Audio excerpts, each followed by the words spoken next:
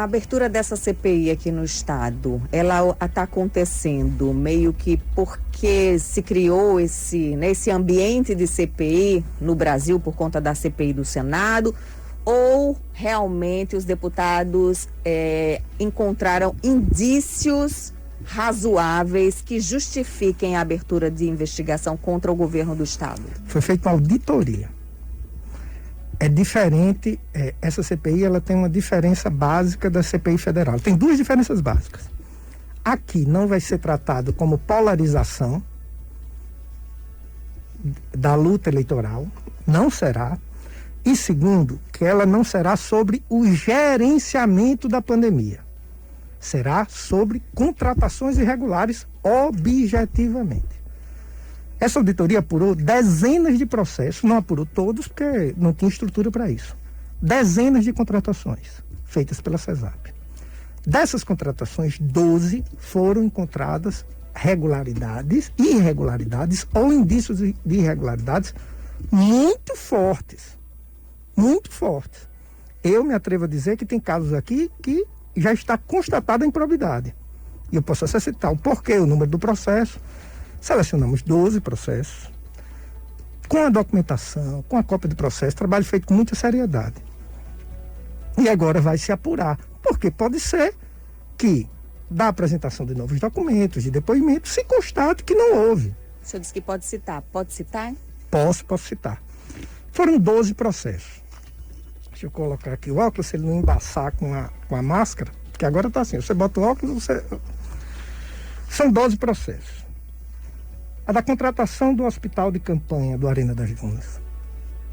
Aquisição de saco de lixos hospitalares, esse é um dos mais graves, eu posso até citar aqui o porquê, quando terminar a lista. Aquisição de respiradores através do consórcio Nordeste, que foram pagos e nunca foram entregues. Aquisição de EPI. Aquisição de SUAB e reagentes. Contratação de locação de ambulâncias para transporte de pacientes com Covid. Contratação para abertura de leitos clínicos e de UTI no Hospital João Machado.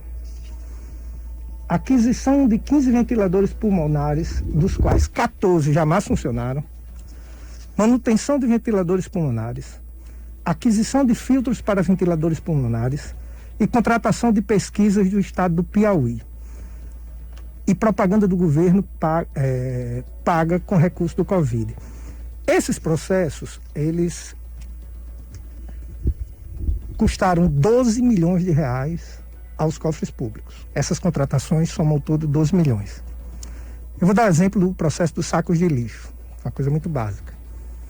Quando você abre um processo de contratação no Estado, você tem um documento que você inicia a contratação, ele é chamado de termo de referência. Deputado, desculpa, o senhor falou 12 milhões, 72, não? 72 milhões. 72 milhões. São 12 contratos, totalizando 72 milhões de reais. Perfeito. Existe um documento chamado termo de referência. Para quem está nos ouvindo entender, são os critérios do que você quer comprar. Por exemplo, eu quero comprar um carro para o Estado. Eu quero 1.0, eu quero 4 portas, eu quero o câmbio manual. Você dá os critérios. As especificações do que você quer comprar. Que se chama termo de referência. Certo. Foi feito o termo de referência para a contratação de R$1.300.000 de saco de lixo. Como era sem licitação, por causa da pandemia, mandou-se proposta para 4 empresas. Mandou um e-mail para 4 empresas. Após essas 4 empresas responderem, surge uma 5ª empresa, depois de todas apresentadas, criada após a abertura do processo. E apresenta uma proposta menor do que todas. Essa empresa ganha e, ao final, ela não cumpre os requisitos do termo de referência, nem tem ainda no processo a comprovação que ela entregou o material. Então, esse caso, ela não poderia ser contratada nunca, essa empresa. Por quê? Ela não cumpre os requisitos do termo de referência. 2, como é que ela comprovou a capacidade técnica se ela só existia 20 dias? Como é que você comprova que tem capacidade de entregar o material se você não existia?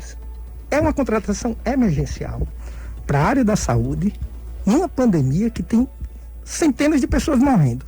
Não dá para brincar aqui. Deputado, o governo do estado alega que essas contratações de empresas recém-fundadas ou que têm um capital reduzido, né, enfim, que não tem comprovado a sua capacidade econômica robusta para prestar um serviço ao Estado, aconteceu amparada em uma lei federal que foi sancionada no ano passado pelo presidente Jair Bolsonaro, aprovada pelo Congresso Nacional. Essa lei, ela desobriga os governos estaduais e prefeituras de, ao contratarem empresas emergencialmente na pandemia, requisitarem as informações sobre capacidade econômica, para agilizar o processo, né?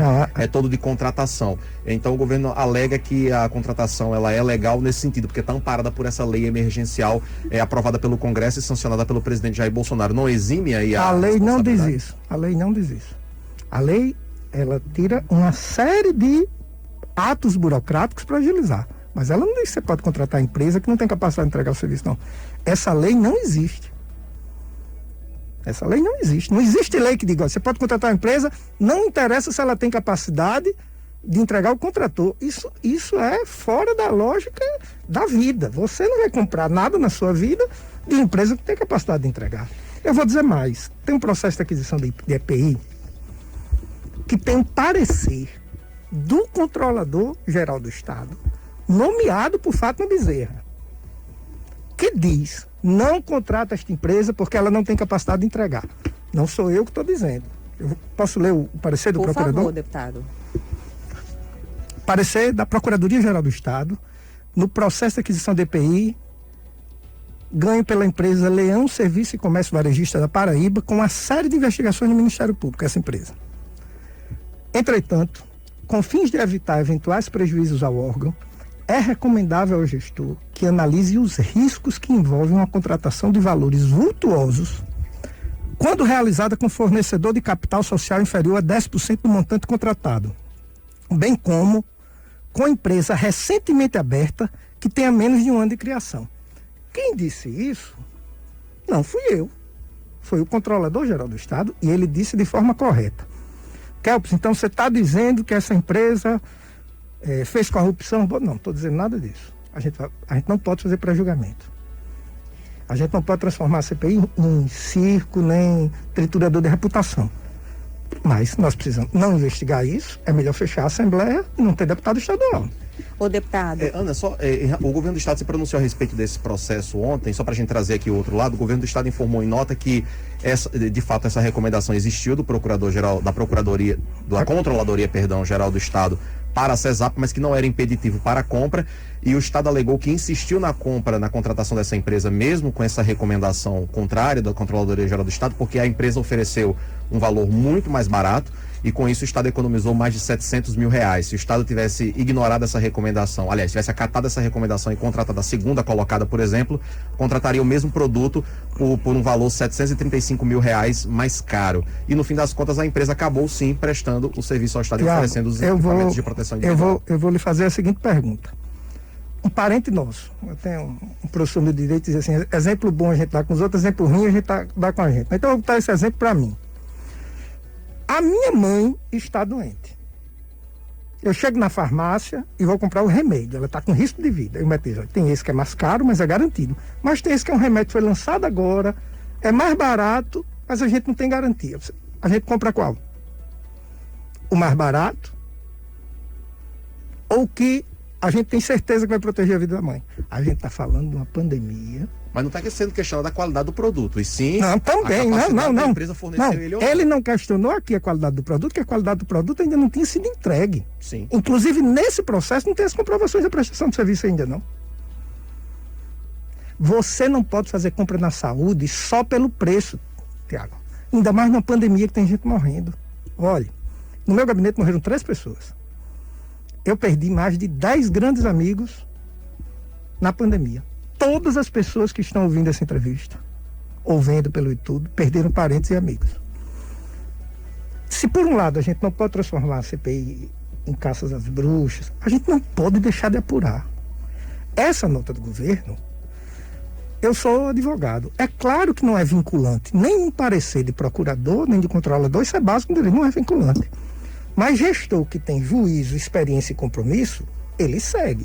Deputado, agora, se o governo do estado, eventualmente, nesse contrato, por exemplo, tivesse contratado a segunda empresa, que ofereceu o mesmo serviço, ofereceu os mesmos equipamentos por R$1.940.000, ou seja, R$735 mais caro do que a que venceu, o estado também não poderia ser criticado por estar comprando um produto mais caro, mesmo havendo uma oferta de uma empresa oferecendo um produto mais barato? Não, porque a lei permite.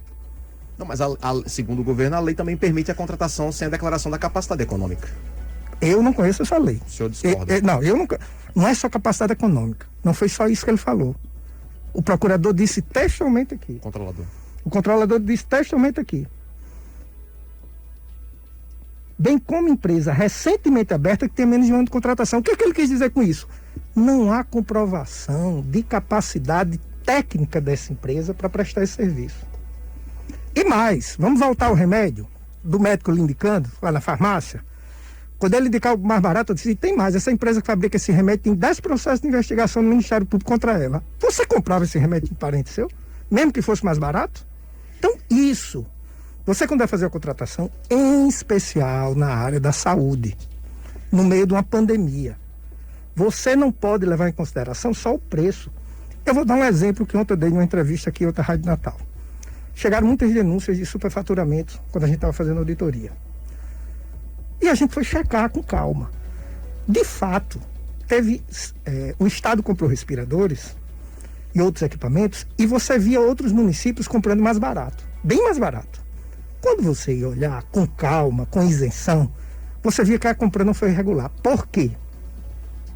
Porque houve picos de preço no início da pandemia. Teve empresa que estocou material, não sei se vocês lembram, deu uma disparada em álcool gel, em luva. Então, em 30 dias, você teve preços completamente discrepantes. Nós tivemos o cuidado de pesquisar para não fazer acusação falsa. Aquela compra era justa naquele momento, era o que tinha.